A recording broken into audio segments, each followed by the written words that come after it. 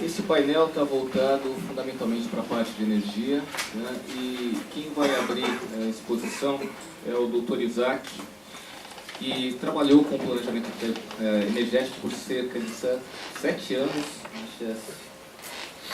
com defesa da concorrência, onde nós nos conhecemos, né? Foi chefe da assessoria de gestão da CIA Energética de Pernambuco, diretor da ANEEL, portanto conhece muito bem o setor, e diretor da Unidade de Parcerias Públicas e Privadas do Ministério do Planejamento. De setembro de 2012 a abril de 2014, foi interventor da Companhia de Energia Elétrica do Estado de Tocantins, onde nós nos encontramos mais uma vez, né? Foi professor de Economia no IES, Brasília, engenheiro eletricista e advogado com pós-graduação em Economia. Especialista em políticas públicas e gestor de gestão governamental desde 1996. Ou seja, estamos em ótimas mãos para começar esse painel. Gostaria de agradecer o honroso convite que recebi da FIB, pelo intermédio do Grilo, e vamos tentar passar aqui uma breve apanhado sobre o setor elétrico, também contar alguma coisa da minha experiência como diretor da agência. Já fazem uns bons 8 anos que eu deixei a agência, mas é aquela história, às vezes eu tento sair do setor elétrico, mas o setor elétrico não sai de mim. Eu trabalhei como clevelandista na CHESF, na CELP, em Pernambuco, e fiz concurso para o governo federal e pensei que tinha encerrado a minha vida no setor elétrico, e aí me chamaram para a diretoria da ANEEL. Aí saí da ANEEL, fui para a área de PPP do planejamento, de onde a minha carreira, aí me chamam para ser interventor na Companhia da Tocantins. Então, é que eu digo, eu saio do setor, mas o setor não sai de mim, de vez em quando me chamam. Bom, a minha apresentação vai percorrer esse roteiro, papéis institucionais do setor elétrico, os pressupostos de uma boa governança, que já foi abordado aqui pelo Fernando Marcato, de certa forma, né? A atuação e as competências da ANEEL e os desafios do regulador. Bem, quais são os papéis institucionais do setor elétrico? Primeiro, quem faz o que dentro do setor? As políticas do setor são políticas diretrizes, né, são estabelecidas pelo Congresso Nacional. Né? Políticas, normalmente eles falam, a política do governo é isso, a política do governo é aquilo. Na verdade, política se reflete em lei. Então o governo estabelece uma lei, e a lei que dá aquela diretriz que estabelece, digamos, os incentivos, os custos que o setor vai ter, benefícios, as obrigações. Então, isso tudo passa pelo Congresso Nacional. No caso do setor elétrico, passa também pelo CNPE, que é o Conselho Nacional de Política Energética, que é composto por diversos ministérios, também agentes que eu particularmente acho que não deviam estar lá, porque são agentes interessados, como Petrobras e Eletrobras. Eles não deviam estar no Conselho de Política, mas estão lá. Né? E o BNDES também faz parte, e outros agentes, a própria ANEEL, o ANS. Então, esses agentes todos fazem parte do CNPE. E o Comitê de Políticas de Infraestrutura do Conselho de Governo, que é uma instância também de nível ministerial, que define o que é que vai ser feito em termos de infraestrutura no setor elétrico e outros setores também. O planejamento e a garantia do equilíbrio entre oferta e demanda é do Ministério de Minas e Energia. A Constituição Federal estabelece como o Ministério como responsável pelo suprimento da energia. Essa foi uma discussão que foi muito candente, digamos assim, no período do racionamento de 2001-2002, quando houve uma carga muito forte em cima da ANEEL, questionando-a sobre a responsabilidade dela no racionamento de energia. Porque é um questionamento sem sentido, porque a ANEEL tinha sido criada muito recentemente, então ela não teria nem que ela fosse a melhor agência do mundo e tivesse a responsabilidade pelo fornecimento de energia, de ter suprido, de ter conseguido gerar o suprimento necessário para evitar o racionamento naquele espaço de tempo tão curto, considerando que as obras de energia são obras de, digamos assim, duração elevada. Então foi bom o racionamento sobre esse aspecto, no sentido de que ficou muito clara a responsabilidade de quem é do Ministério de Minas e Energia, a responsabilidade de prover o suprimento de energia ao país. Criou-se em 2004 a empresa de pesquisa energética, que é responsável pelo planejamento. Antigamente esse planejamento era feito basicamente na Eletrobras, embora houvesse também a participação do Ministério, mas era basicamente feito na Eletrobras. E hoje é feito na EPE. O órgão regulador é a ANEEL, que é a Agência Nacional de Energia Elétrica, e ele também é delegado do poder concedente em alguns aspectos, como, por exemplo, a realização de leilões de geração, transmissão. Ele faz isso por delegação do poder concedente. A supervisão, controle e operação dos sistemas fica a cargo do ANS. Que antigamente isso era feito pela Eletrobras, criou-se o ANS, né? E também faz o acompanhamento da continuidade e segurança do suprimento. Quer dizer, o ONS, quando você fala em suprimento de energia em termos de operação do sistema, quem faz isso é o ONS. Você já vê de vez em quando o presidente do ONS, o Dr. Henry Schiff, dando entrevista na televisão. Então, o ONS é que responde, digamos assim, quando falta energia, no sentido de haver um desligamento de linha ou uma usina sair de operação. Que é uma coisa que as pessoas confundem muito. A palavra apagão foi um termo que ficou muito carregado. Uma coisa é não existir energia para ser entregue. Outra coisa é haver uma falha no processo de entrega dessa energia. São coisas diferentes. Então, não haver energia, quando não há, é a responsabilidade do Ministério. Haver uma falha de uma energia que existe, aí essa responsabilidade é do ONS. Existe também o Comitê de Monitoramento do Setor Elétrico, que é digamos assim, um comitê menor, claro, que é do CNPE, digamos assim, um comitê intraministerial, é dentro do Ministério de Minas e Energia. Então, esse comitê envolve a ANEEL, o ONS, a Agência Nacional de Águas também, né, porque envolve muitas vezes a concessão para novas hidrelétricas, a Câmara de Comercialização do Setor Elétrico, o próprio Ministério, ou seja, são órgãos dentro do setor elétrico, interessados no setor elétrico, que participam e acompanham a evolução do setor. Então, nesse órgão que se levantam problemas tipo dificuldade de suprimento em Manaus, por exemplo. Manaus tem geração térmica e aquilo é um mercado que cresce muito rapidamente, então como é que você atende Manaus de forma segura, para evitar uma falha no suprimento em Manaus. Então, essa coisa, em menor, micro, é feita no Comitê de Monitoramento do Setor Elétrico. Né? Então, isso permite ao Ministério acompanhar mais de perto, digamos assim, para não haver surpresas em termos de problemas no setor.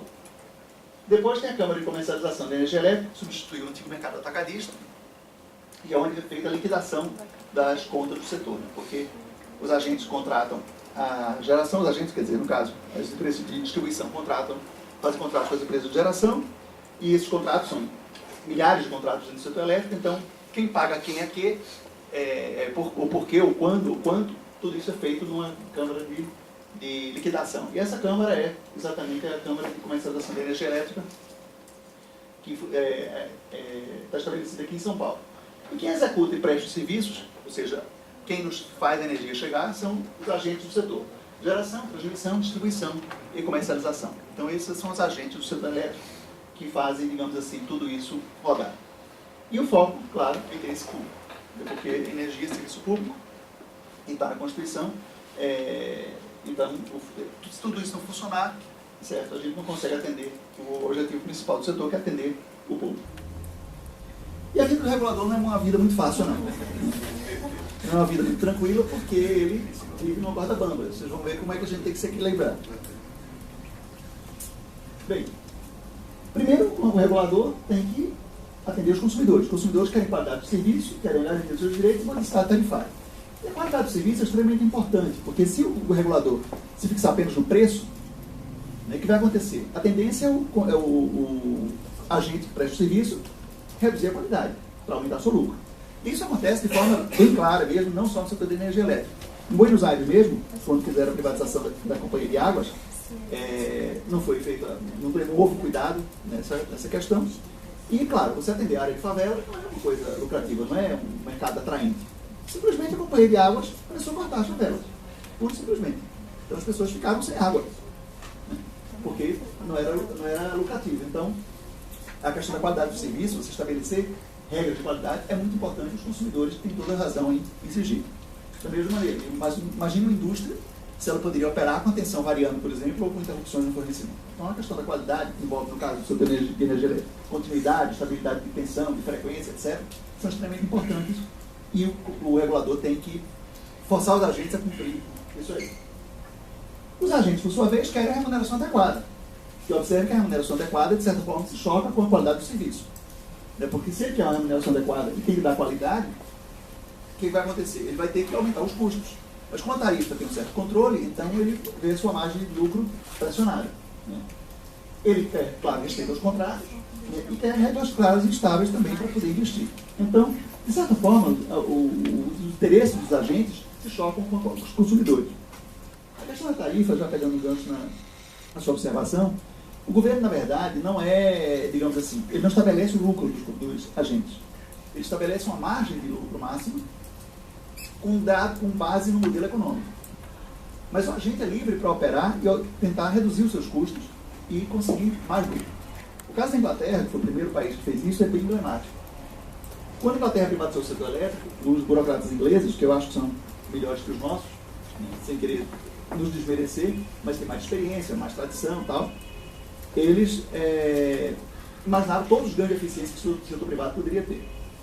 Estabeleceram a tarifa com base nisso, e quando a coisa foi passando, o tempo foi passando, as empresas de energia elétrica passaram a ter margens de lucro tão grandes que a sociedade inglesa ficou chocada. Eram lucros que eram considerados indecentes.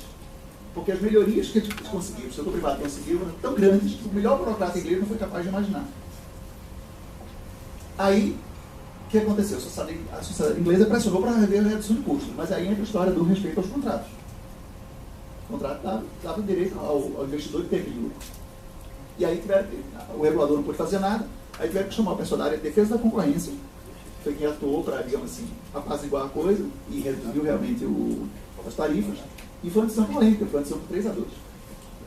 Então, essa questão do lucro ser regulado pelo governo, se o agente privado for bem, trabalhar bem, ele consegue sempre mais do que o governo imaginava. Posso perguntar uma coisa? Pois não? Já que você está falando de tarifas e tudo, esse é um assunto bem interessante. Eu tenho uma pergunta bem simples. No Brasil, você falou que energia elétrica é muito cara, né? E é caro. Se você comparar com tarifas de outros países, a energia elétrica no Brasil ela ainda é muito cara. Aí veio a Dilma lá com aquele caráter intervencionista dela e quis abaixar a tarifa à força. Eu, quando vi isso, eu achei estranho, tudo bem, mas eu falei, bom, vai reduzir a margem de lucro dos operadores, né, não dos operadores, das empresas, dos concessionários. E aí, para minha surpresa, eles estão tendo prejuízo. Então, eu fico me perguntando onde está a ineficiência exata disso aí. Porque a redução de tarifa não foi tão grande para eles entrarem para o vermelho, mas eles entraram para o vermelho. Né? Apesar de eu não concordar com a redução de tarifa de forma alguma, da forma como foi feita, né? Ela não deveria ser, pelas diferenças tarifárias entre o Brasil e outros países, eles não deveriam entrar todos no vermelho. Então, onde é que está a ineficiência? O equipamento, Deixa eu interromper. Uma parte disso eu vou responder mais adiante. Mas outra parte eu queria que o Wilson responda. Porque ele é da ANEEL, superintendente de mercado da ANEEL, e ele conhece. Não é questão de colocar ele no fogo, não, para ele escapar. É porque ele conhece muito mais do detalhe, certo? E pode explicar muito melhor. Aí depois eu queria que o Wilson interviesse e explicasse no detalhe. A sua pergunta é muito pertinente, muito interessante. E é verdade, algumas empresas entraram no vermelho, mas outras estão no azul como nunca tiveram. Não podem nem comemorar. Não podem nem comemorar. E ficar caladinho. Mas depois disso você mais explica. Bom, e tem o governo do outro lado. O governo claro, tem os seus interesses estratégicos, né? O governo tem interesse em que determinadas regiões do país se desenvolvam e tal. Tem um modelo de desenvolvimento que o governo quer, ou seja, um determinado modelo baseado ou maior crescimento industrial, ou maior, digamos, maior atenção para a área social, isso vai depender do que o governo quer, e a questão da universalização. Observe que a questão da universalização também se choca com a remuneração dos agentes e com a questão dos consumidores. Por exemplo, em 4 estados que tem uma questão de universalização não resolvida. São Tocantins, Pará, Bahia e Maranhão, se eu não me engano, esses 4. Que são estados pobres. A Bahia não é tão pobre, tem uma região da Bahia que é muito pobre. Então, se você for universalizar apenas com base, porque como é que acontece isso? A concessão é dada pelo governo e aquela concessão tem que ser autossustentável. Então, significa o quê? Que os consumidores mais ricos, teoricamente, têm que pagar para os consumidores mais pobres terem uma qualidade de serviço adequada. Só que nesses estados, como Tocantins, por exemplo, não tem consumidores mais ricos capazes de suportar o investimento para atender os mais pobres. Para fazer isso, a tarifa tem que subir tanto que as pessoas não teriam condição de pagar. Então, como é que resolve isso? Então, esse é um problema complicado. Então, observe que o governo tem os interesses dele, a universalização, por exemplo, e isso vai se chocar com a remuneração adequada dos agentes, para a gente vai dizer, não, para atender um consumidor que fica, como está a 20 km de distância e só tem um ponto de luz na casa dele, vai custar uma fortuna. Eu não vou atender esse cara. Vai ter uma legislação que obriga ele a atender. E, claro, isso vai impactar na remuneração dele. E para essa remuneração ser adequada, a tarifa tem que crescer. Mas a tarifa cresce, aí vai ter a questão da modicidade tarifária. Ou seja, o papel do regulador, como eu falei, não é uma coisa simples. É muito complicado você ter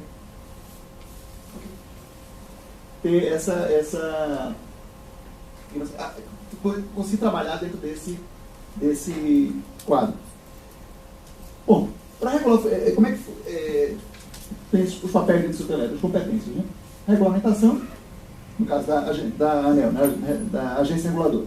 A regulamentação, onde é necessário, tem previsão legal. Onde não é necessário, a política não interferir.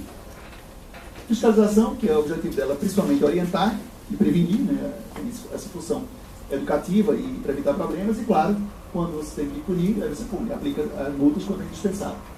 A mediação, a solução de conflitos, que tem casos que realmente a legislação não prevê, são casos que não estão estabelecidos em lei, a realidade é muito mais rica do que o legislador pode imaginar, né? Ainda mais no setor elétrico, que é um setor historicamente cheio de esqueletos no armário.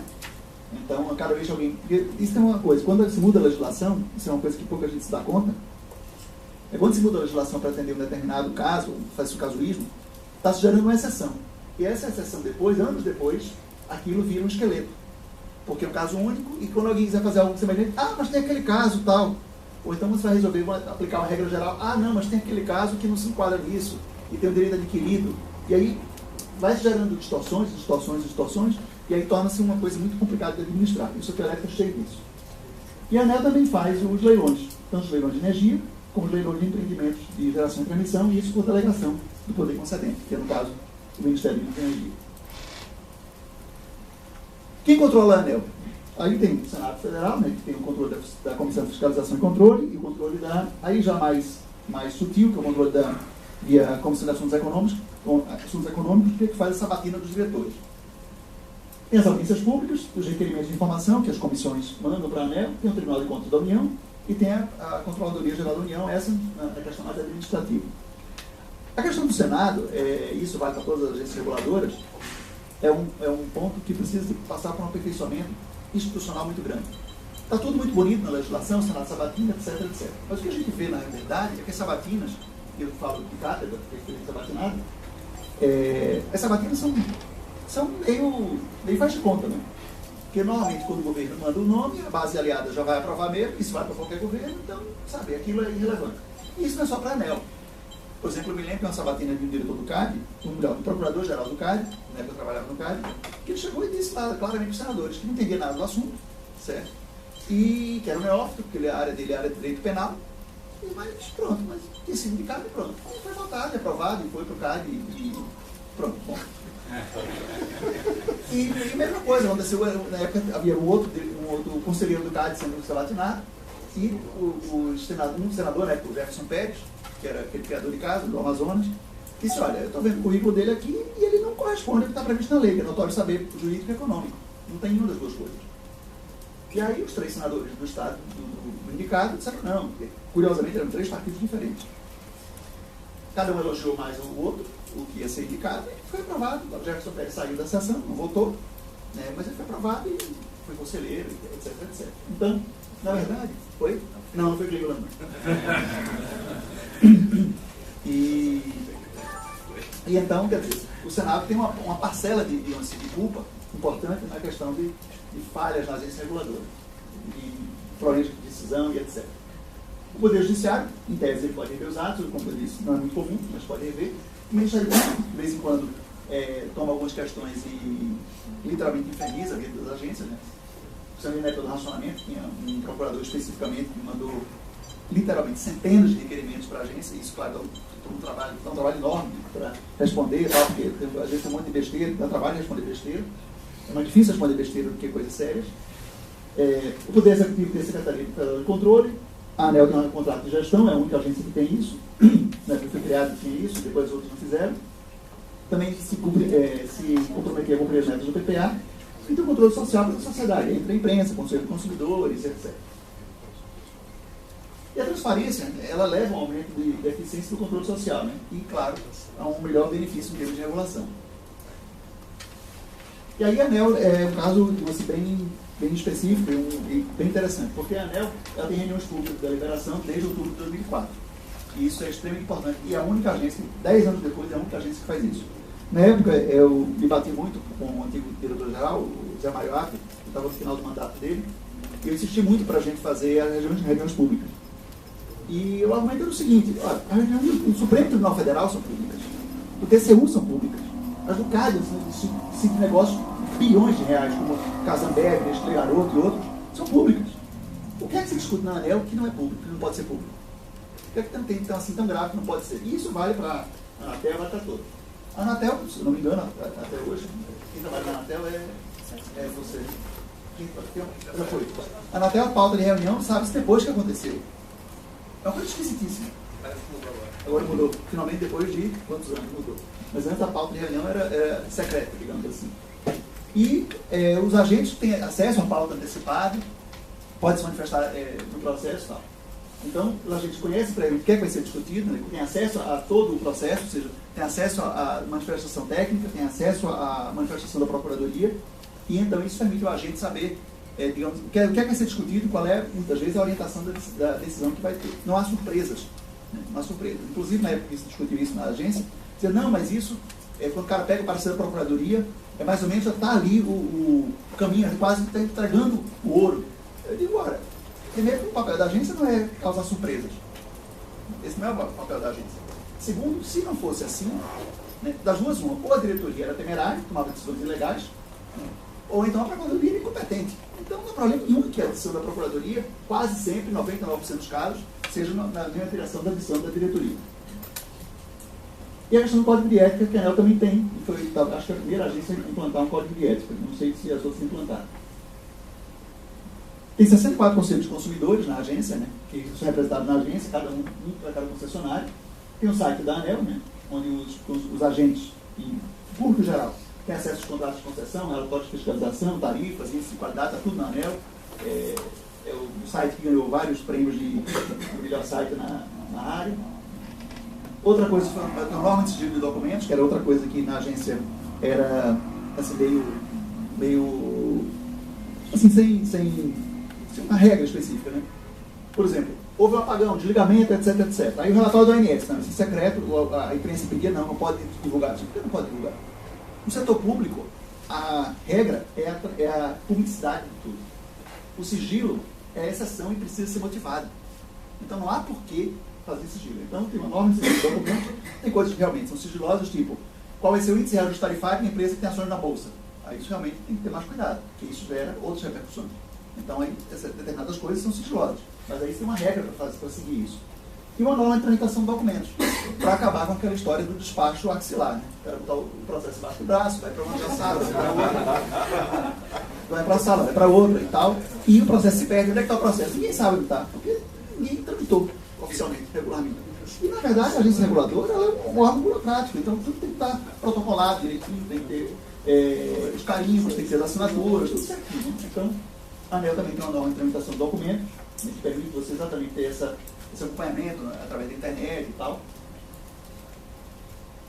As audiências públicas também são muito importantes, porque democratizam o processo regulatório. Né? A transparência, como eu disse, é a única que promove não só a reunião pública, mas a audiência pública sobre tarifa, é a única agência que tem isso. A publicidade, todos os atos dela são publicados no Diário Oficial. E os próprios conselhos de consumidores, a agência os prepara, dá treinamento para eles poderem atuar na sua missão de defender os interesses dos consumidores. Né? E também há uma divulgação dos resultados da audiência pública também, que, por exemplo, na NTT, até um pouco tempo atrás, tem as contribuições de audiência pública, eram secretas, ou seja, ninguém sabia que tinha feito aquela contribuição. Foi uma coisa, para mim, esquisitíssima. Né? Alguém dá uma contribuição à audiência que é pública e a pessoa tem o nome não revelado. Mas...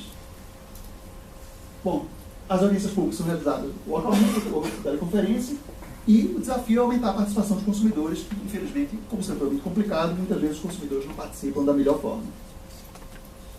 O processo decisório é colegiado, como já sabe, a reunião pública de diretoria já falei, né? Ela inclusive é transmitida pela internet. Né? O vereador-relator de cada processo é sorteado publicamente. Todos os processos têm que ter embasamento jurídico e técnico, ou seja, a decisão tem que ser explicada por que está sendo tomada aquela decisão. Tem a proximidade de ampla defesa, ou seja, quem quer se manifestar se inscreve e se manifesta na hora, tem a sustentação oral. Né? E a agência segue a lei de processos administrativos, que é obrigatória para toda a administração pública federal. Parece uma coisa besta, mas não é não. Quando eu cheguei na ANEEL não era assim não. Você já tinha uma norma própria que não batia com a legislação e isso foi mudado. Os desafios, a questão da autonomia, né? Já se falou aqui, a questão do contingenciamento de recursos, né? Isso é, infelizmente, o consumidor paga na conta e o governo federal, o Tesouro, pega o dinheiro e a ANEEL, como todas as agências, ficam depois pedindo dinheiro. Né? Até hoje isso não foi feito, a desvinculação do orçamento da ANEEL do orçamento do Ministério para fins de contingenciamento. Você precisa ter um quadro pessoal perfeito, constante aperfeiçoamento, porque os agentes vão evoluindo e você tem que acompanhar, certo? E precisa dar maior velocidade e assimetria de informações, ou seja, a gente tem que acompanhar o que os agentes fazem com maior velocidade. Também a ANEEL deve subsidiar políticas setoriais, né? A agência tem essa missão de dizer, olha, vai acontecer isso, não faça assim, não faça assado, faça desse outro jeito, para você evitar problemas futuros. Essa questão de conquistar o reconhecimento como instituição que defende o interesse público é extremamente importante, porque a gente hoje vê, isso vale para todas as agências, uma disputa de políticos para indicar diretores e coisas desse tipo, que a gente não vê, por exemplo, no Banco Central. Não se vê nenhum diretor do Banco Central foi indicado pelo senador A, ou pelo deputado B, ou pela bancada do partido tal, indicou o diretor do Banco Central. Por quê? Porque ninguém quer, digamos assim, o Banco Central ganhou um nível de reconhecimento, que é uma agência reguladora do Banco Central, o setor financeiro. Ganhou um nível de reconhecimento que ele está hoje isento, ou seja, as pessoas percebem que mexer com o Banco Central não vai ser uma coisa boa. Então ninguém interfere lá. E as agências reguladoras precisam chegar nesse nível de reconhecimento também. Isso é um longo caminho, né? E isso também, claro, envolve a melhoria do processo de indicação dos diretores, né? Que na hora que se fica muito politizado, aí realmente a coisa não tem um bom caminho, não tem um bom resultado. A questão só mais um comentário, a questão dos tributos que falou isso aqui, o professor Heron falou da questão do ICMS e tal. O problema é o seguinte, os tributos do setor elétrico, e aí vai também a questão da sua pergunta, a energia no Brasil não é cara é a conta, que é diferente. Porque a energia elétrica tem cerca de 40% da conta é tributo. E o tributo da energia elétrica, primeiro, o ICMS é cobrado por dentro, coisa que pouca gente sabe. Então quando alguém diz assim, a alíquota de energia elétrica é 25%, não é 33%. Quando alguém diz a alíquota é 30%, no caso do Rio de Janeiro, não é 43%. Então, é muito pesado. E quando o agente do setor, ou seja, a companhia de distribuição, manda a conta para o consumidor, mesmo que o consumidor não pague a conta, ela paga o governo. Então, reduzir a tarifa de energia elétrica é uma coisa que o governador nenhum sonha. Nenhum governador sonha em reduzir o ICMS, porque ele recebe, mesmo sem fazer nada, ele senta na cadeira e espera receber. E com tarifas muito altas. Esse é um ponto. Isso gera uma voracidade dos estados muito grande nesse aspecto. 2 exemplos. Estados e municípios. Que os municípios também pegam uma parte do ICMS. O primeiro caso é a questão da baixa renda.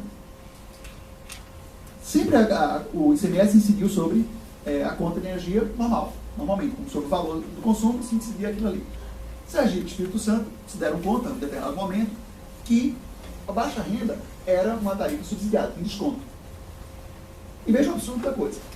É um subsídio cruzado no setor de energia elétrica. Ou seja, como eu já falei, o consumidor rico paga pelo consumidor pobre, para, digamos, ter um equilíbrio dentro da concessão. O que aconteceu? Ou melhor, o que acontece? Quando você vai comprar uma camisa numa loja qualquer, a camisa com desconto, a camisa custa 100, e está com desconto de 70%, vamos supor, está custando R$30 a camisa, o ICMS que vai pagar é, sei lá, 17% de 30, não de 100. Sergipe e Espírito Santo disseram, não, a tarifa é 100. Então o ICMS é sobre 100. O desconto é outra coisa. Observe que tem uma bitributação aí. Porque algum consumidor está pagando 120 ou 130 para cobrir os 70 que não estão sendo pagos pela baixa renda. Ou seja, aquele consumidor está pagando e agora o outro vai pagar também. E essa é uma situação tão esdrúxula que chegou a ponto de algumas situações, no caso do consumidor de baixa renda, ficar pagando mais ou quase tanto de imposto como de consumo. Mas não teve jeito. A ANEEL fez um estudo, mandou para o Ministério da Fazenda, tal, etc. Não teve jeito. Quando os outros estados perceberam, opa, mais dinheiro. E aprovaram rapidamente. E a gente foi, na época eu recebi o secretário da Fazenda, e disse, olha, e a gente, tipo assim, não cria muito caso não, senão a gente vai cobrar isso 5 anos para trás, viu? Foi essa é a conversa. os governadores viram o impacto disso para a população de baixa renda. Aí boa parte deles botou alíquota zero nos consumidores de baixa renda. Mas tem uns que não. Então, realmente, essa questão de ICMS é uma questão séria. Pesa muito. Outra é a questão da iluminação pública. Essa na época eu debati dentro da agência, consegui a aprovação da diretoria, mas depois não sei porque reverter a decisão, e é a questão da iluminação pública. A taxa de iluminação pública, como não está dizendo taxa, ela está vinculada a determinado serviço. Não pode ser feito, aquele recurso não pode ser usado para outra coisa. Em quase todos os lugares do Brasil, os municípios cobram taxa de iluminação pública com um percentual da conta. O que é um absurdo, porque vamos supor que você compra um ar-condicionado para sua casa. Então, a partir dali, sua conta aumenta. Aí você passa a pagar mais iluminação pública. Qual é o sentido disso?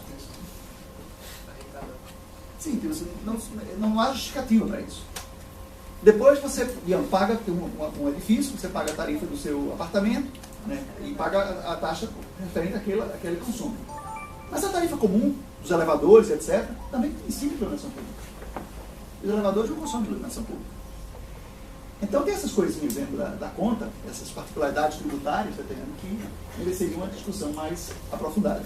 Mas eu já acho que estourei meu tempo, né, Clio? E deixar espaço para os outros. E fica à vontade para fazer perguntas, não sei qual é a melhor, se é agora ou depois. Ok.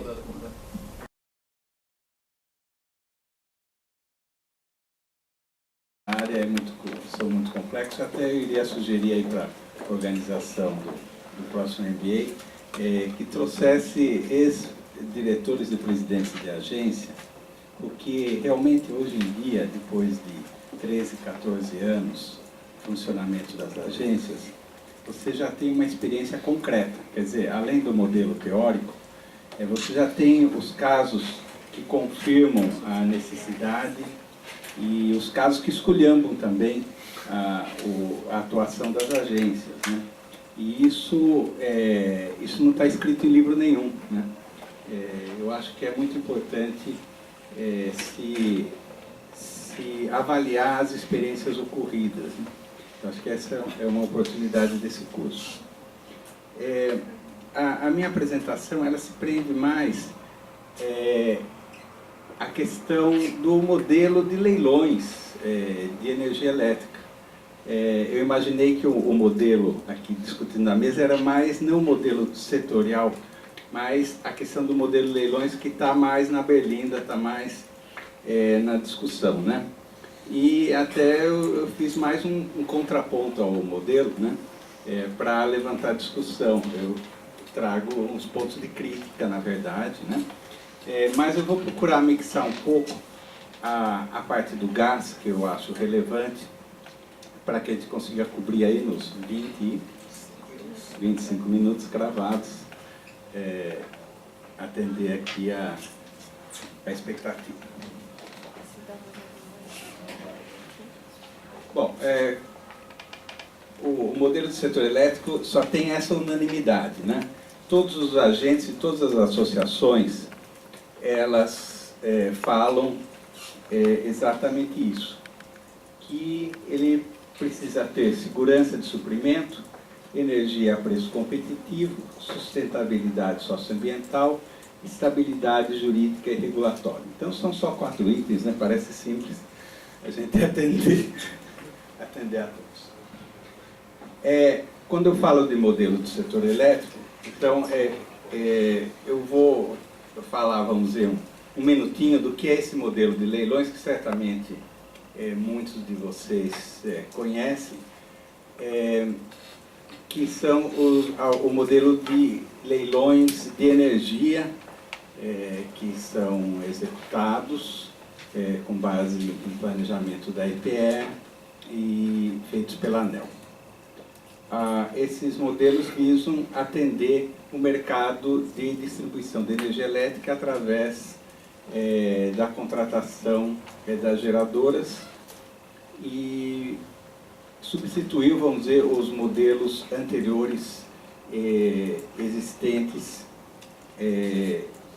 de atuação direta das usinas. Então, as distribuidoras planejam os seus mercados, informam e são realizados os leilões de acordo com essas distribuidoras e feito o rateio, então, é uma compra única, né? Esse mercado cativo. E o que vem acontecendo, né, com esses leilões?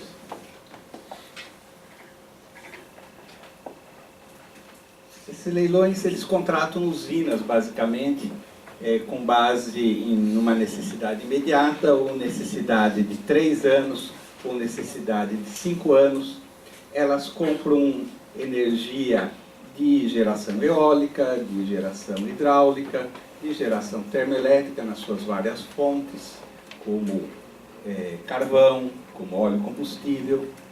Elas compram também com várias inflexibilidades. Então, às vezes a usina é contratada e é remunerada considerando a sua disponibilidade e utilização em 10%, em 20%. Às vezes essas usinas são contratadas com outros fatores de capacidade. Os leilões, eles usualmente misturam fontes, eles são nacionais, eles misturam fontes, às vezes tem leilões que é ao mesmo tempo eólica e termoelétrica, ou tem leilões que são de geração por biomassa, junto com outras termoelétricas. E o que a gente, vamos dizer, observa de toda essa experiência é que esses leilões, vamos dizer, trazem aquele elemento de estabilidade na contratação, porque eles acabam contratando usinas por longo prazo, mas precisam de muitos aperfeiçoamentos para que se corrijam os chamados custos escondidos, aí, os stranded costs. Porque o sistema elétrico, ele exige, vamos dizer, do ponto de vista do consumidor, uma curva de carga bastante estável, com poucas inflexões ao longo do dia ou da noite, né?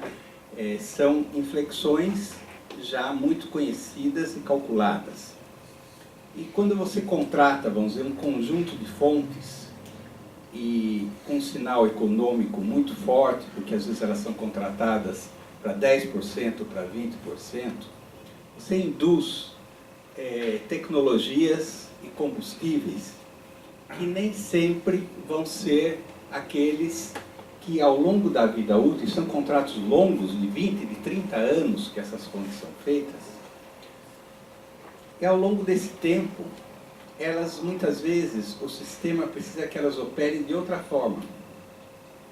Aqui talvez, respondendo um pouquinho da sua pergunta, primeiro que o que a mudança do setor foi feita em relação às concessões novas e a renovação, que causou aquela redução de 20%, que uma parte foi pelo Tesouro e uma parte pela renovação das concessões, né? Então não tem a ver diretamente com o modelo de leilões, mas ele acabou impactando, né? Em geral, o setor, por conta que você passou a ter, numa situação hídrica diversa, um conjunto de fontes muito caras, que não foram, na verdade, compradas para essa situação. Elas não foram contratadas para funcionar 100% do tempo.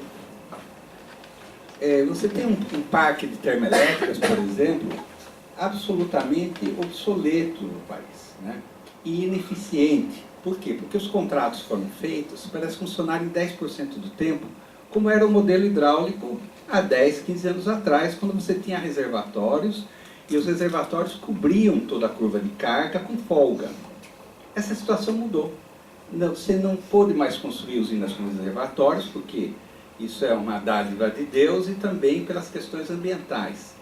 E ao longo do tempo, o sistema precisou cada vez mais de térmica, que não foram contratadas no modelo mais eficiente. Ou seja, quando você contrata uma térmica, você pode pegar um conjunto de motores, né, desses de navio, né, com um rendimento de 25% de eficiência, e falar o seguinte, olha, vou contratar você por 10%, vai sair baratinho essa contratação.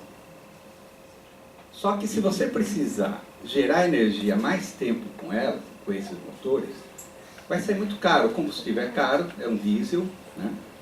E elas são totalmente ineficientes, quer dizer, é muito combustível para pouca energia. Se você contrata, vamos dizer, por um período mais longo, uma termoelétrica a ciclo combinado a gás natural, essa eficiência de 25% passa a ser de 55%.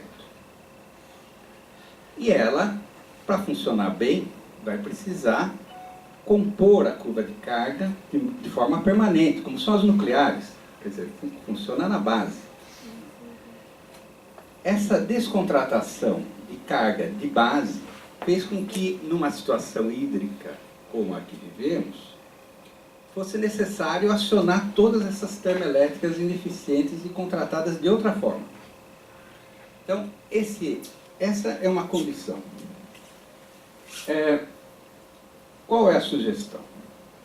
Sugestão de estabelecimento de planejamento de geração estratégica, com definição dos tipos, né, de carga que você possa precisar, de base, intermediária e de ponta, e as tecnologias para a obtenção de um sistema matriz com compromissos balanceados, segurança, qualidade e custo, contemplando a vocação e também participação regional.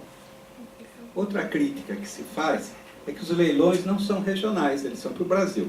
Então, se você precisa de energia aqui no centro de São Paulo, na capital, e uma energia termoelétrica, provavelmente a contratação vai ser uma termoelétrica no Espírito Santo, que é onde tem o gasoduto hoje em dia. Por quê? Porque os leilões são feitos A-3, A-5, você já precisa da termoelétrica.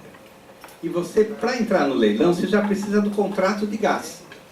Então começa a história do ovo e da galinha. Não dá tempo de você construir ou planejar um gasoduto nesse tempo de 3 ou 5 anos. Pois não.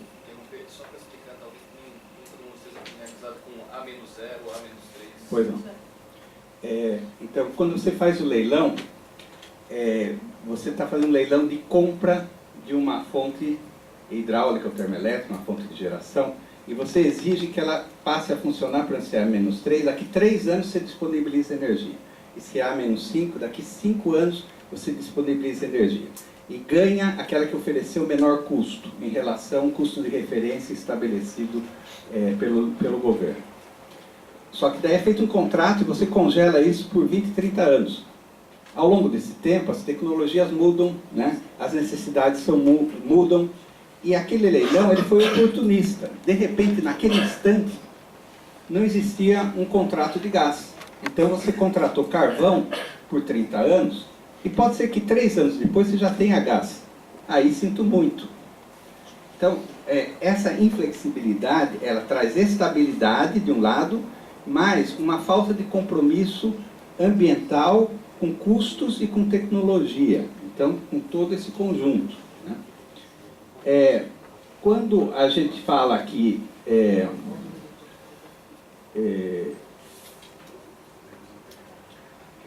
perdi a sequência.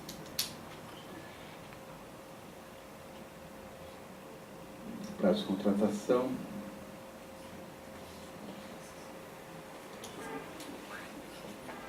Bom, outra questão, essa questão do regional que eu estava falando.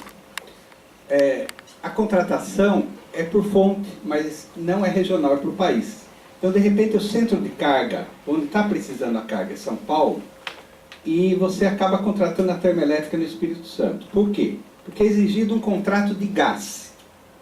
E aí, o que vai ser feito, como se tem que pôr a fonte daqui 3 ou 5 anos, você vê onde tem gás. Então, o gás tem onde já tem a grande estrutura de gasodutos, que é no litoral. Então, você põe a termoelétrica lá. Então, o Rio de Janeiro já tem umas 10 ou 15 termoelétricas. O Espírito Santo está tendo um monte de termoelétrica. Só que a energia elétrica ela vai acabar passeando, porque você contrata o menor preço a geração, mas depois, para chegar nos centros de carga, você precisa, numa outra conta, que não se mistura com essa, fazer os leilões de transmissão. Então você começa a ter um monte de geração em locais inapropriados e faz o passeio da energia elétrica com um monte de linhas de transmissão para se chegar ao centro consumidor. O que não é feito aí? Não é feito a conta da soma das partes. Quer dizer, quando chega no consumidor, a energia é a soma da geração, da transmissão e da distribuição. E não só a geração que é contratada. E parece que cada modelo rola independente. O que é um absurdo do ponto de vista do consumidor. Bom, a questão da interface com a indústria do gás. Então, a gente tem, vamos dizer, setores absolutamente estanques, né? Infelizmente, na ANEEL, são poucos, né, os que conhecem bem a área de gás, e na ANP, muito poucos os que conhecem a área de energia elétrica. A consequência é que cada um regula seu setor, e muito bem. Só que essa sinergia não existe, né? Eu que venho da área elétrica e trabalhei como regulador do gás durante 13 anos, né, sei bem as dificuldades de conhecimento da linguagem diferente e dos interesses específicos de cada área. Mas, na energia elétrica, as duas áreas se juntam através das termoelétricas. E termoelétrica a gás significa infraestrutura de gás, né? Significa toda uma indústria que corre à parte do setor elétrico, para o qual o setor elétrico não tem interesse. É difícil de você conseguir juntar e conciliar essas posições. Mas nós estamos no mesmo país, né?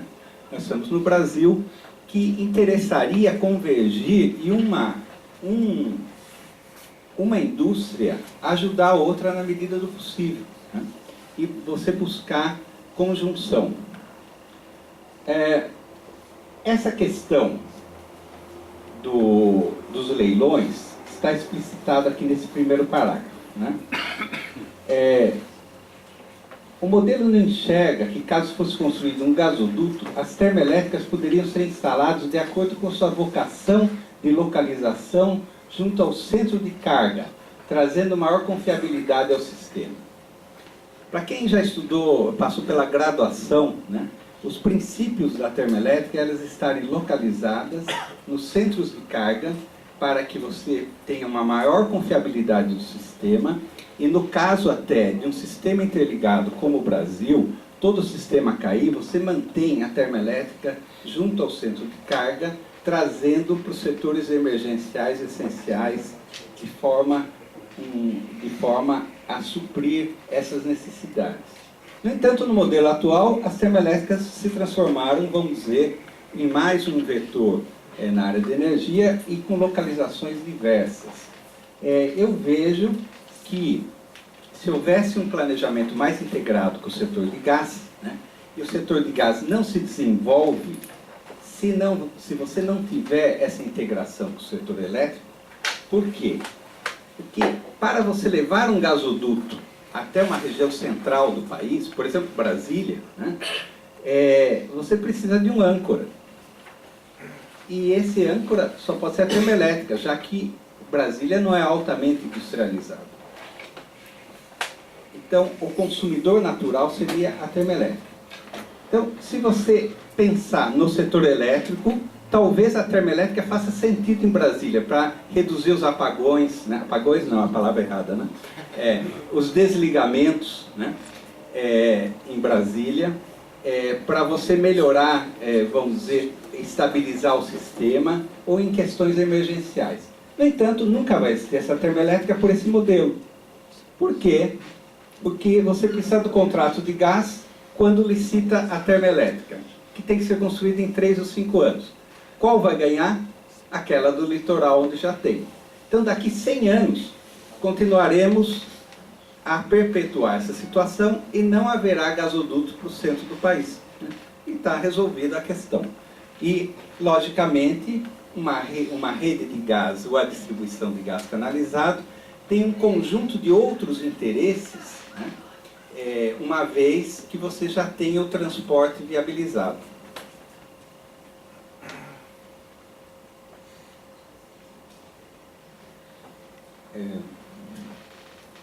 a descentralização da regulação. O setor elétrico, ele é absolutamente concentrado, tem uma série de vantagens, o modelo funciona bem.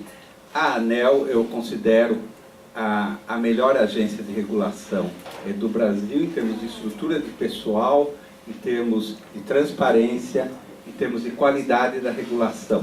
Quanto a isso, nada a criticar. Mas o modelo elétrico, ele peca pela centralização excessiva. O que a gente observa, e até observamos pelo convênio que tivemos com a ANEEL durante todos esses anos de regulação em São Paulo, é que as questões regionais, quando tratadas nacionalmente, elas se perdem. Porque você tem na ANEEL 64 concessionárias de distribuição reguladas, né?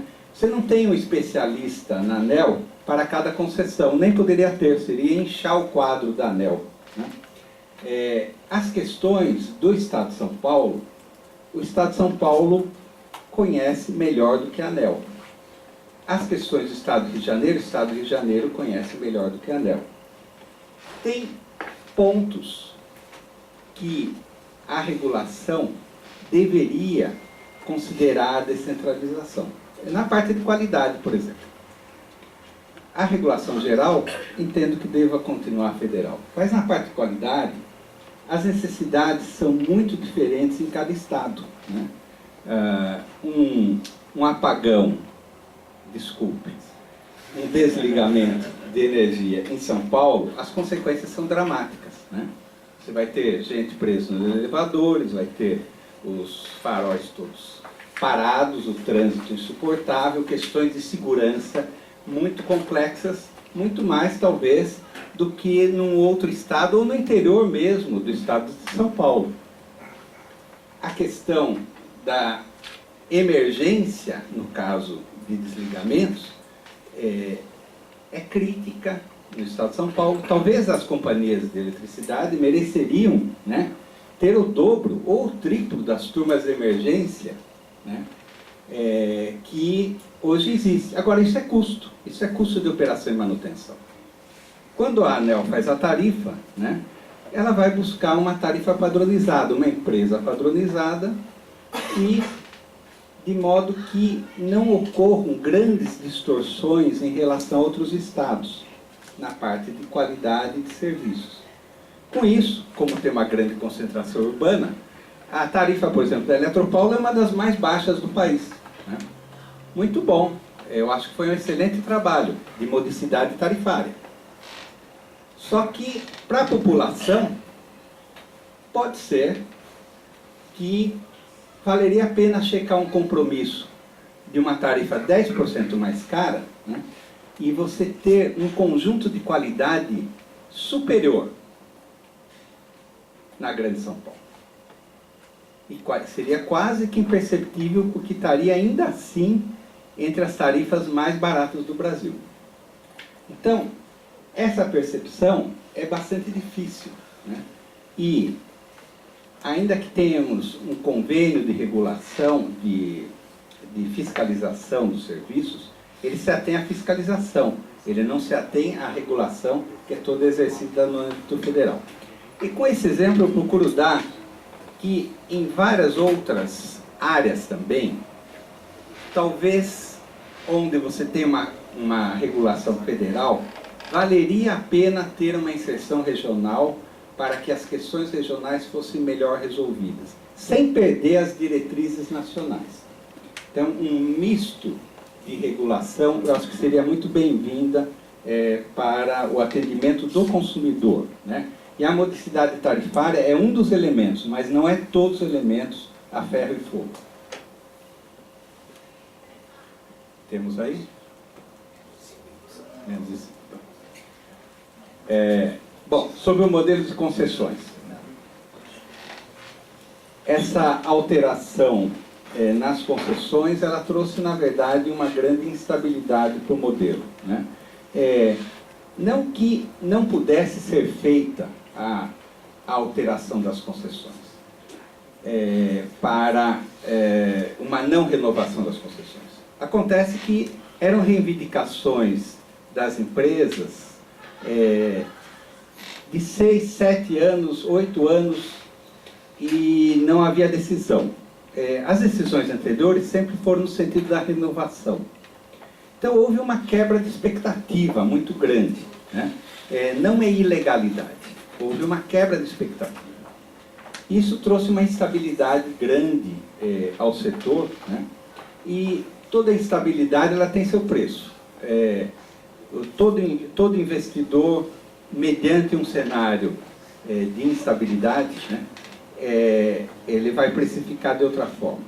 Logicamente, a renovação das concessões, se já tivesse bem claro, 7, 8 anos, ou quando foram feitas as concessões, de que jamais elas seriam renovadas, né? Mas isso não era a história do Brasil. E a expectativa se frustrou, às vezes, faltando 1 ano, faltando 2 anos, né? É uma situação que quebrou, vamos dizer, o que se aplicava, né? Bom, em relação ao modelo ainda, há de se fazer também na parte de simulações do modelo uma revisão, né? Na formação de preço, há sérias discrepâncias observadas entre os resultados reais e previstos em simulação. Isso digo quanto à disponibilidade de energia, já dentro do modelo hídrico, quer dizer, o que é vendido e o que é calculado de disponibilização de energia não está batendo. Então, você tem problemas nessa questão.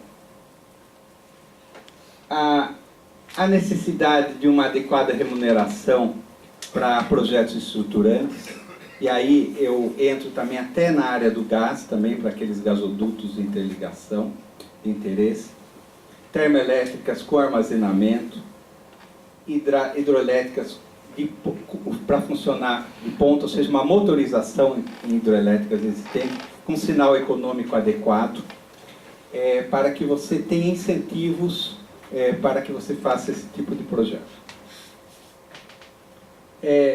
Finalmente, aí na questão da racionalização e eficiência, muito trabalho a fazer na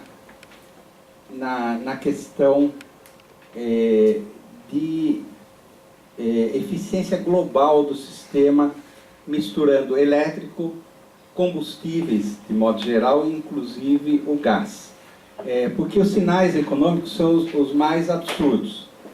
Você tem uma quebra do setor do etanol por conta de subsídio para a gasolina e do diesel, né? Você tem um gás de cozinha, um GLP congelado há 12 anos ou mais, e um gás natural seguindo o dólar em função do preço da Bolívia e preços indexados internacionalmente.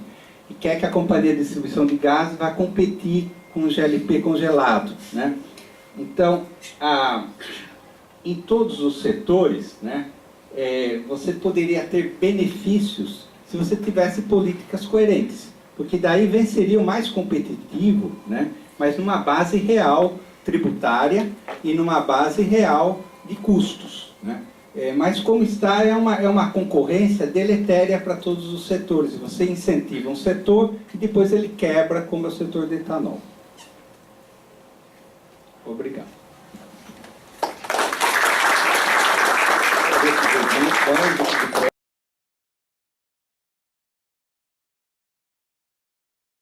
Bom, a ideia era falar um pouco da regulação do setor petróleo, e a ideia é falar de basicamente 2 coisas. Um assunto que o Levi tocou no final, sobre controle, vou chamar aqui genericamente, sem eufemismo, controle de preço, e a mudança do marco regulatório em função do pré-sal. Basicamente essas 2 coisas que eu vou falar nos próximos 20 minutos, 25, 20 minutos. Se não, a gente fica um pouquinho mais.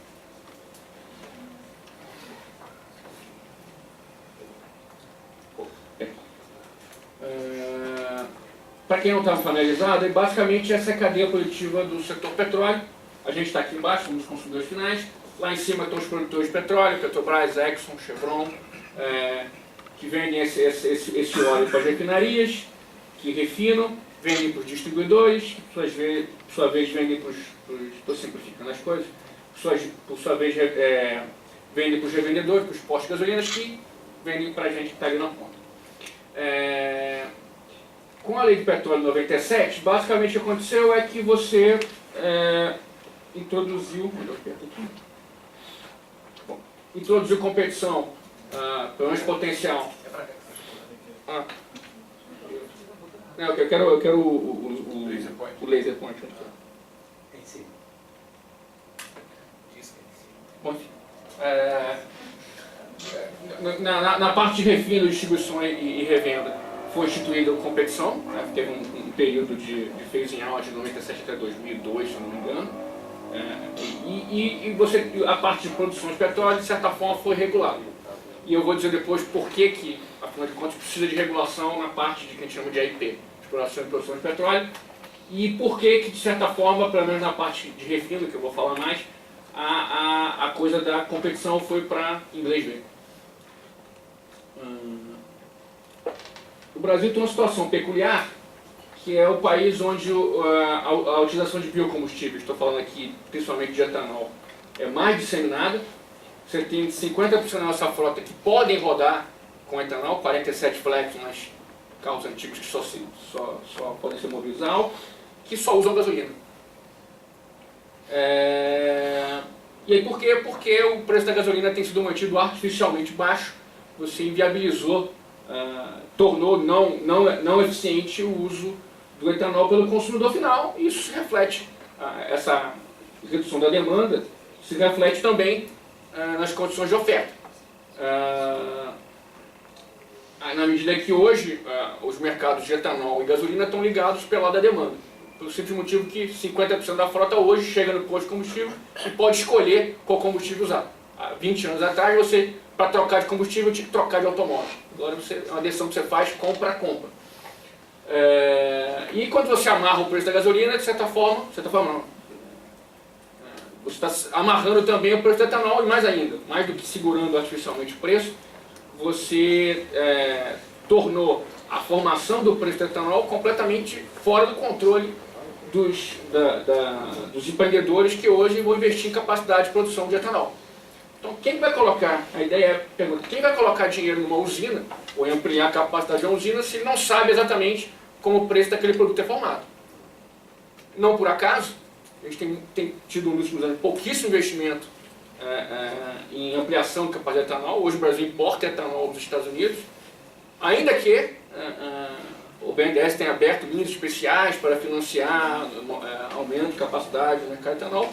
O problema não é falta de crédito. O problema é que ninguém sabe hoje, ninguém sabe como o preço do etanol é formado, porque o preço do etanol está amarrado ao preço da gasolina.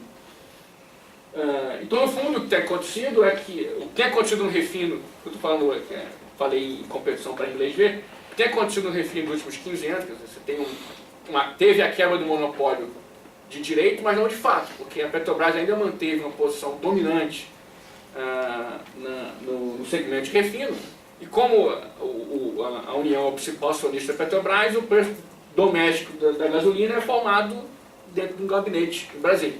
Então, hoje, atualmente, nenhum outro agente econômico, a não ser a Petrobras, investe em capacidade de refino no Brasil, porque ninguém sabe como o preço da gasolina e agora do etanol é formado.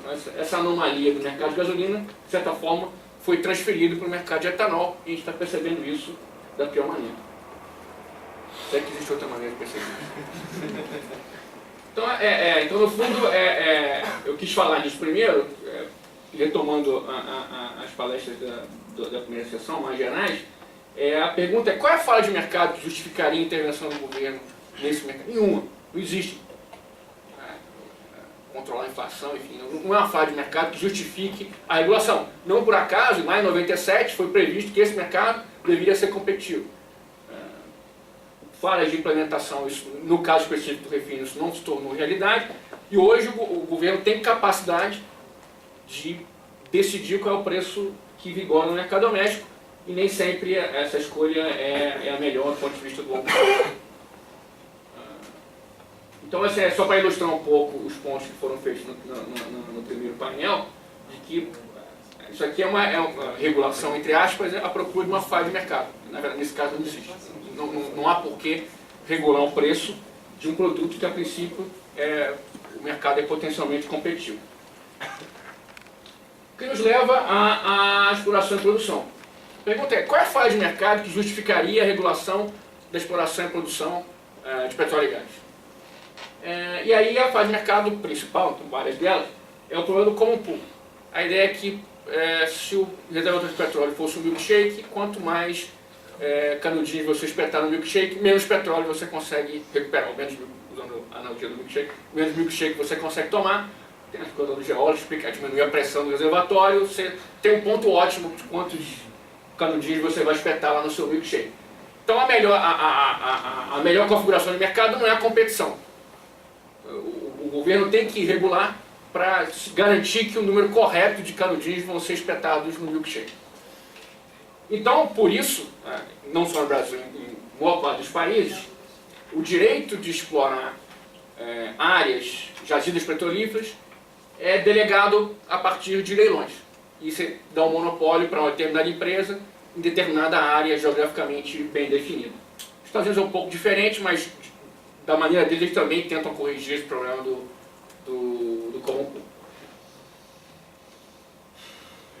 Bom, e aí teve a descoberta do pré-sal, potencial enorme, né? O Brasil vai mudar de patamar, o Rebem vai mudar de patamar em termos de produção de óleo e gás, e foi, por isso o título dessa parte da apresentação, o modelo de regulação foi mudado. Você tinha um modelo que funcionava desde 97, um modelo de concessão, e esse modelo foi mudado para partilha. E aí os nomes não fazem muita diferença. O que é concessão, o que é partilha, nem sempre é muito óbvio. Mas eu vou deixar claro o que eu estou querendo dizer com mudança de modelo regulatório. E a primeira pergunta que ocorre a gente é, bom, precisava mudar? O modelo vigente, com algumas modificações, não daria conta das especificidades do pré-sal? A minha opinião é que não precisava mudar. O modelo antigo era suficientemente flexível, inclusive para aumentar o que a gente chama de government take.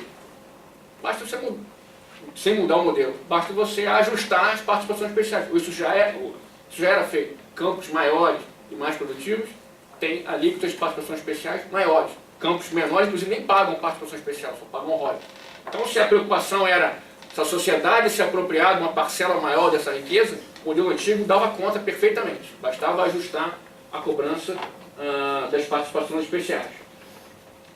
E pior, não sei se todos estão familiarizados com as mudanças, o modelo antigo, a ANP tem uma grande vantagem de não se preocupar com o preço do produto que ela regula, o preço é definido no mercado internacional, então a preocupação aumenta. Como é que funcionava? Você leiloava o direito de explorar determinada área, nesse leilão também estão incluídos compromissos de investimento, de fazer xígicas e tudo mais, e o risco é da empresa. Ela tem um período que ela explora aquela área, se ela decidir que aquela área vale a pena, ela comunica a agência, tem um plano de exploração daquela área e aí, o que é conseguir ganhar dinheiro fica com ela. O governo se apropria, a sociedade se apropria de parte dessa riqueza com a cobrança de royalties e participações especiais. Todo lucro adicional, todo lucro que ela conseguir, ela coloca no bolso. A lógica do modelo mudou, não é mais assim. Então agora a lógica é a seguinte, é um modelo de reembolso de custos. Eu vou falar mais sobre isso, quer dizer, ganhava a área, entre outras coisas, quem estava disposto a pagar mais por ela, que chama de bônus de assinatura. E o royalty, a participação especial, já é definida ex ante. Agora a lógica mudou. O bônus é fixo e eu empresa, ofereço um lance sobre a parte que vai ficar com o governo, que agora é em petróleo, não é mais em dinheiro. Então a ideia é que a lógica do modelo mudou e essas novas regras, são regras de regulação tipo reembolso de custos, elas são muito mais onerosas em termos regulatórios, porque isso implica o acompanhamento por parte da agência se os custos estão sendo corretamente, no fundo, eu preciso recuperar os custos, o que passar daquele chama de óleo, do custo é o óleo-lucro, e aquele óleo-lucro vai ser dividido entre a empresa e a sociedade, o governo. Então, para o governo certificar que a empresa não está lá, ela tem incentivo para dizer que o custo foi maior do que foi, porque ela se apropria de uma parte maior daquela renda, o governo precisa acompanhar agora se a empresa está reportando corretamente o custo, se não foi gasto, nada mais, enfim. é um tipo de regulação que é muito mais onerosa do ponto de vista da agência. Mais ainda, no modelo antigo, você tinha todo o incentivo para a eficiência. Por quê? Toda a redução de custo que eu consegui, eu embolso. Agora não. Eu reduzi drasticamente o incentivo para a redução de custo. Porque toda a redução de custo que eu consegui vira óleo lucro, que vai ser dividido com a sociedade. Então, e se o custo aumentar, tudo bem para mim. O governo, eu vou ser reembolsado por ele.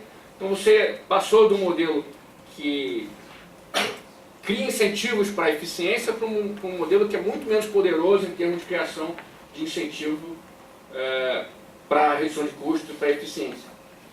E o mais engraçado de tudo é que a justificativa para a mudança do modelo foi, não, agora a gente está numa era, o pré-sal, chegamos num ponto em que os riscos são menores.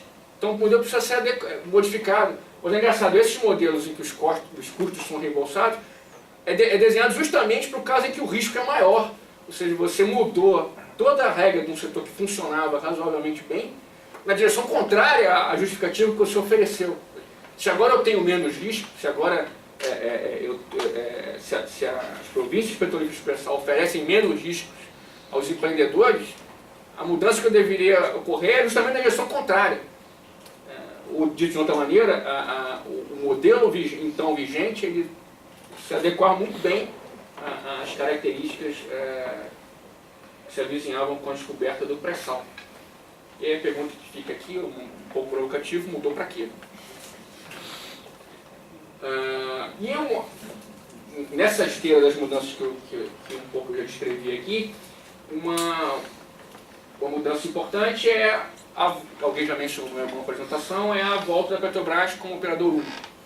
A Petrobras é o principal player desse mercado no Brasil, porque a Petrobras é a empresa que melhor conhece a geologia do Brasil. Então, não por acaso, a maior parte dos leilões de bloco Petróleo Brasil, a Petrobras ganhou, sozinha ou com sócio. E toda empresa internacional que vem explorar Petróleo Brasil tem o sonho de fazer uma parceria com a Petrobras. Ninguém conhece a geologia do Brasil melhor que a Petrobras, ela provavelmente vai ter o lance mais bem informado de todas as empresas. A pergunta só não faz sentido você obrigá-la a ser operador único. Isso tem uma série de implicações que não são triviais. Primeiro, embora já existam muito desenvolvidos, o pré-sal já estava sendo explorado antes da legislação nova, o pré-sal já está em produção, a tecnologia de certa forma, para explorar o pré-sal de certa forma está desenvolvida de um modo geral, mas conforme você vai afastando da costa e indo mais fundo, você tem desafios que estão em aberto. E nesse momento, concentrar todos os ovos, o fundo operador é o que no final das contas é que normalmente essa exploração é feita em consórcio e uma das empresas é o operador, ele que toma, não sozinho, mas toma boa parte das decisões operacionais. Que tipo de som usar, se vai usar um FPSO, se vai usar uma plataforma. E você concentrar isso numa empresa só, você perde diversidade tecnológica no momento que a gente não sabe qual é a melhor solução para explorar. Estamos na fronteira, a gente não sabe muito bem qual vai ser a melhor solução tecnológica e nesse momento dizer que a Petrobras vai ser a única solução, não a única, mas a principal ofertante, ou a única ofertante de soluções tecnológicas para o pré-sal, é no mínimo uma temeridade. E mais ainda, as empresas têm percepções diferentes, então, incerteza muito grande nesse mercado. Se você pegar, geólogo é mais ou menos como economista, se você perguntar 10 economistas opinião sobre o assunto, você vai ter 11 opiniões. Geólogo é mais ou menos a mesma coisa. Talvez. Então, se o mesmo geólogo vai olhar uma sísmica de uma área, um vai dizer, cara, essa área é a área mais promissora do planeta, o cara lá vai dizer, cara, isso aqui é lixo. Então isso de certa forma as empresas têm culturas diferentes quanto a esse tipo de avaliação geológica. E de novo, você concentrar isso em uma única empresa não é uma boa ideia. Mais ainda, a competição fez muito bem a Petrobras. Saiu um artigo agora do Vitor Gomes, do Bridgman e do Arito Teixeira, que documenta muito bem que só a ameaça de competição aumentou absurdamente a eficiência e a produtividade da Petrobras. E tem já uma literatura internacional bastante disseminada, que tem um pouco a ver com o que foi falado nos outros painéis, que diz que não faz muita diferença se a empresa é pública ou privada. Faz diferença o ambiente competitivo que ela tem inserido e a qualidade da regulação. Então, assim, se o operador único fosse a Chevron, eu estaria falando a mesma coisa. Não é uma crítica à Petrobras, é uma crítica de você ter um operador único, no caso específico da Petrobras. Então, isolar a Petrobras dessa competição potencial é ruim para a Petrobras. E é ruim para a empresa na medida que é uma tarefa muito grande para qualquer empresa, inclusive para a Petrobras. Quando você combina isso com o problema em termos de fluxo de receita que ela está tendo por conta do que eu chamei de controle de preços, isso provavelmente vai ser ruim para a empresa e, nesse caso, ruim para o país. E principalmente que ela vai ser obrigada a entrar em empreendimentos que provavelmente ela não gostaria de entrar. Ela vai ser obrigada a ser sócia de negócios, ela não vai dar lance para determinadas áreas, porque ela não vê futuro naquela área, mas ela vai ser obrigada a ser sócio, tem pelo menos 30% e ser operador de uma área que para ela não interessa. Dado que várias petroleiras da China, que estão mais preocupadas em ter confiabilidade de fornecimento do que em lucratividade, vão começar a participar desses leilões, a Petrobras vai começar a ser sócio de vários micros. É um medo que eles têm recorrente, e eu acho que isso é bastante razoável imaginar que isso vai acontecer. Tenho aqui 5 minutos. Falar um pouco das regras dos leilões. Eu falei um pouco como é que funciona. No fundo, você tem uma determinada área, o principal objeto de lance é o dinheiro que você dá, mas também tem o programa de relatório mínimo e o conteúdo local. Mas vamos, para facilitar a nossa vida aqui, supor que, por enquanto, normalmente 90% do tempo ganha quem paga mais dinheiro. Tá?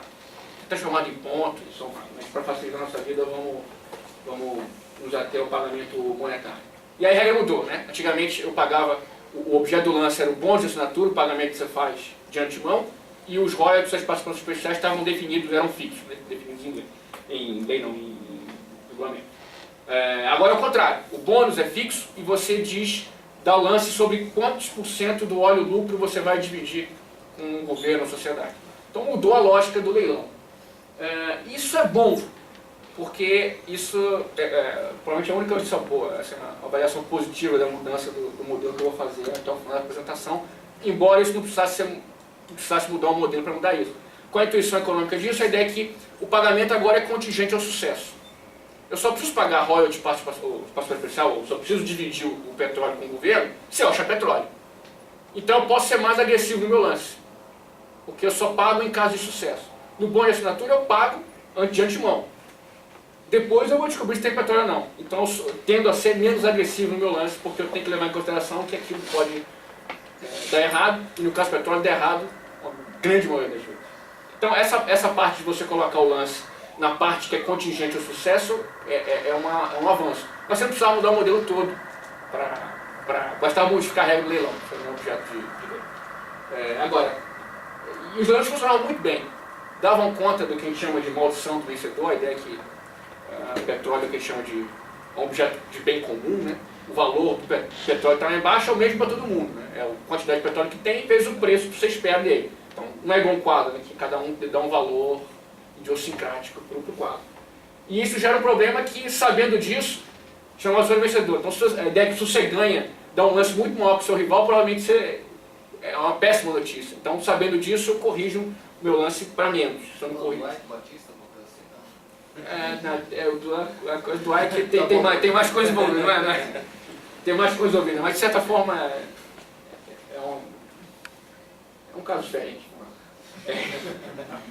E já tem literatura, tem um artigo meu com autores que mostram que esses leilões estavam dando conta muito bem da maldição, estavam bem desenhados para dar conta da maldição do vencedor, induziam a formação de consórcios para mitigar risco e não por motivações anticompetitivas. Não levavam a sinergia entre os blocos, a ideia é que blocos vizinhos valem mais sobre o mesmo dono do que sobre donos separados, mas o leilão podia ser melhorado nessa direção, mas isso não é um problema, aparentemente não é um problema muito grave. De novo, dá para mudar o leilão sem mudar, melhorar o leilão sem mudar o modelo. Acho que isso é uma fronteira importante em todos os... Estou falando aqui de petróleo, mas vale para o setor elétrico, para todos os setores que envolvem telecom. Assim. Hoje o desenho do leilão é a parte importante da regulação que normalmente é negligenciada. Você fala leilão de segundo preço, parece estar falando de coisa de outro planeta. A ideia é que os leilões eram bons, poderiam ser melhorados, mas você não precisava mudar o modelo inteiro para mudar o desenho do leilão. Eu já estou acabando, Cleveland.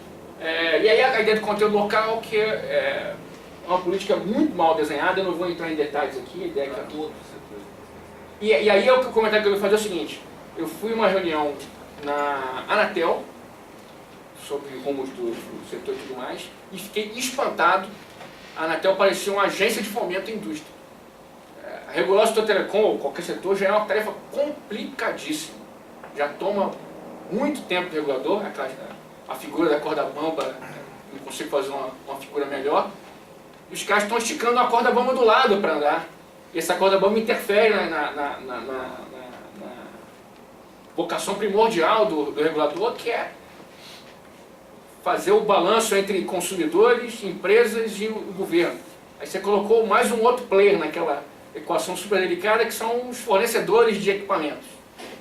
E me assustou o quão a Anatel estava envolvida na promoção da indústria nacional. Isso vale para a ANP, que Os diretores da Anatel. os diretores também, e tudo está envolvido. Estou usando aqui a Anatel, mas a diretoria da época, enfim, que não faz tanto tempo assim. E mais do que analisar, pode ter escrito bastante sobre isso, os porquês da política de controle local no setor petróleo está sendo construída, me espanta ou me assusta um pouco a voracidade com que os reguladores setoriais se preocupam cada vez mais com um assunto que deveria ser marginal na agenda dos reguladores, na minha opinião. E que tem implicações em termos de custo, modicidade tarifária e funcionamento do setor. Então, você falou de energia, quer dizer, quando você obriga a empresa do setor elétrico a comprar a pá que vai girar o equipamento que vai gerar energia eólica, você está dizendo o seguinte: os consumidores brasileiros, pelo menos por algum tempo, vão pagar mais caro pela energia eólica. É isso, é simples assim, o trade-off é esse. Porque você quer desenvolver a indústria nacional de paz, é isso. Esse trade-off, esse dilema, dificilmente é explicitado. E me assusta um pouco os reguladores setoriais estarem tão preocupados com isso, dado o tanto de preocupação que eles já deveriam ter. Então, de novo, qual é a fase de mercado que justificaria um plano de controle local, está bem desenhado ou não? Então, essas perguntas que a gente deveria, ou o regulador deveria fazer. Acho que o que você está dizendo é que está mal alocado, né?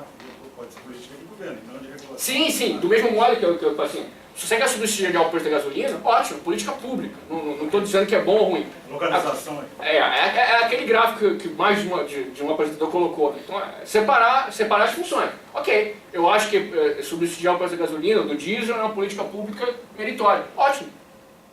O orçamento público passa pelo Congresso, discute com a sociedade. O que não pode é fazer a coisa de um modo disfarçado, sem passar pela discussão pública e gerando custos com a empresa que, no caso da Petrobras, tem capital aberto, tem implicações para o plano de investimento da empresa e para a regulação do setor. Então, se é política pública, é orçamento do governo. Tem que passar pela pessoa. Não tem que usar o dinheiro da Petrobras. Política pública é política pública.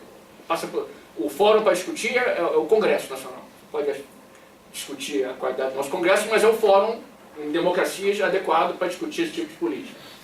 E aí você acaba, nesse caso específico do exemplo que eu dei, você acaba interferindo em outros mercados, no caso que está dizendo aqui de etanol, e acaba gerando outras distorções para corrigir a distorção inicial que você gerou. Isso não tem fim, depois pode fazer isso tudo, dá um trabalho danado. Eles passou, de novo, a Ilha do Petróleo passou 5 anos desfazendo todas essas gambiarras que foram feitas 20 anos antes. Eu não queria voltar, eu gostaria de não voltar, de precisar daqui a 10 anos, de 5 anos para desfazer gambiarras novas.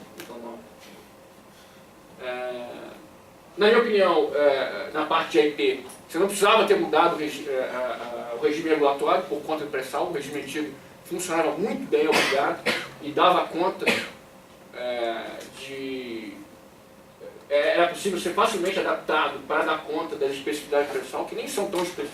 O pré-sal nem é tão especial, tirando o volume, em grandes linhas é basicamente mais do mesmo, só que é muito mais do mesmo. E no caso específico do pré-sal, você ainda abriu uma caixa de Pandora, você paralisou o setor durante 5 anos por conta da discussão de como é que a gente vai dividir o bolo. Então, assim, Além de você diminuir o tamanho do bolo, você passou 5 anos, parou de fazer leilão de blocos para discutir como é que o bolo vai ser dividido. Bom, basicamente é isso. Obrigado.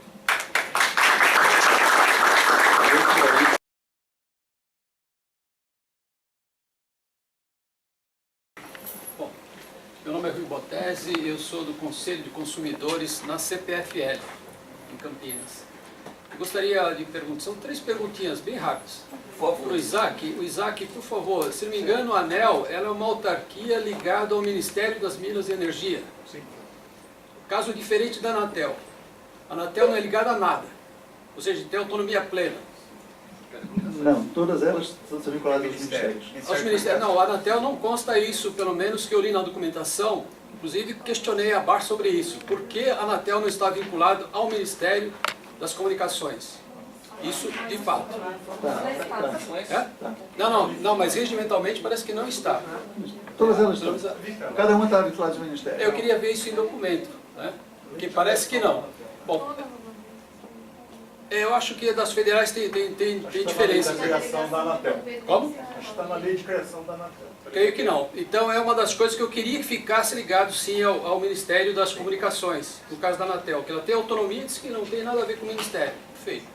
Bom, o segundo, com relação ao Zevican, digamos assim, se não há uma tendenciosidade dos planejamentos que são feitos pela EPE, porque nós olhamos assim praticamente, dá uma olhada no plano decenal, né, e também o planejamento para 2030, você vê a manutenção praticamente das térmicas, né, e essas térmicas movidas a óleo e combustível, que é o que está afetando bastante aí a nossa, digamos assim, os nossos preços, esse rombo no setor elétrico. E o terceiro, que eu queria um pouquinho falar com o Maurício, né, é com relação ao conteúdo local. Eu tenho uma ligação com a Fiesp e a gente sabe que a Petrobras é uma caixa preta. Toda vez que você quer fazer uma contratação, né, ou seja, que você quer vender o seu produto para a Petrobras, você tem que atender uma série de requisitos, e isso a indústria nacional fica fora. Até a Fiesp perguntou para, digamos, o superintendente de Santos, por que é que os vidros da sede aqui de Santos estavam sendo importados da Bélgica, né? Então, e a gente tem indústria nacional de vidros. Então é o seguinte, se por acaso não privilegiar o conteúdo local, a indústria brasileira que já está decrescendo, vai decrescer mais ainda. Então, ou seja, a Petrobras tem que olhar assim com mais seriedade, abrir a questão de conteúdo local, porque senão a nossa indústria praticamente vai continuar reduzindo ano a ano, né? Então, basicamente... Antes de... Vou pegar um gancho da pergunta dele para o Zevi, digamos assim, quebrar um pouco mais a cabeça aqui. Essa questão de integração do gás com a energia elétrica é extremamente importante. E já quando você questionou a questão da EPE, falando a questão da EPE, que a EPE, na verdade, ela planeja, faz o planejamento dela, controla o gás, tal, etc. Mas o gás, quem define onde é que vai ter gás ou não vai ter gás, é a Petrobras. E a EPE não tem a menor ingerência sobre a Petrobras, a menor capacidade de interferir nas decisões de investimento da Petrobras. E é uma coisa interessante, eu participei, na época que era diretor da ANEEL, do Comitê de Monitoramento do Setor Elétrico, aquele comitê que eu falei, eu era representante da ANEEL no comitê.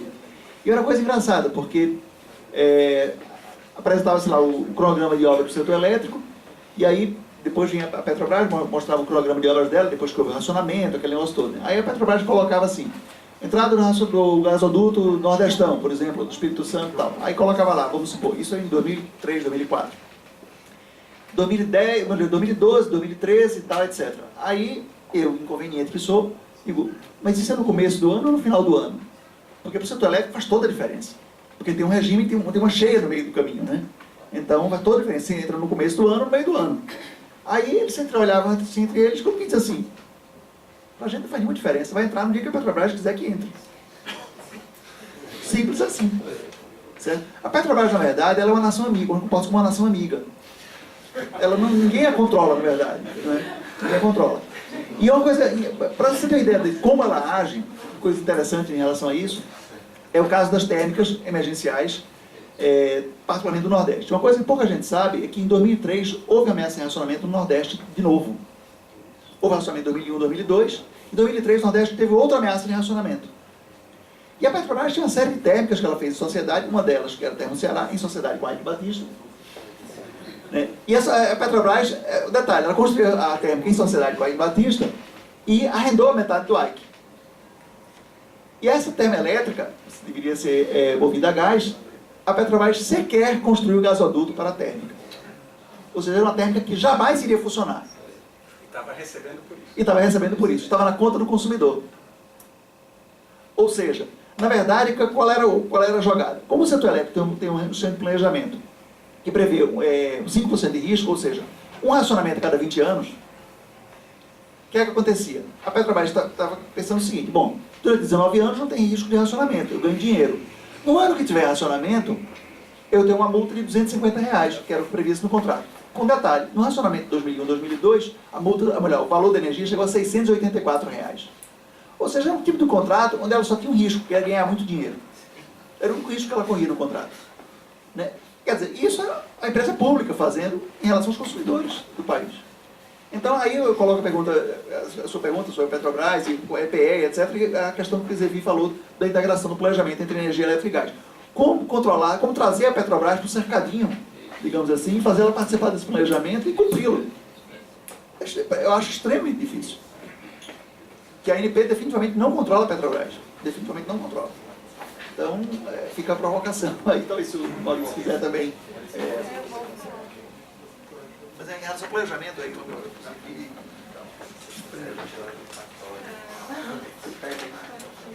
favor. Estamos enrolados aqui hoje. O meu comentário, não sei se responde a sua colocação, é que os leilões contratam mal, né? Porque eles levam a esses custos escondidos, né? Quando você, por exemplo, faz Belo Monte, né? E fala, olha, a energia dele é baratíssima, custa R$69 por megawatt-hora, quase que um milagre, né?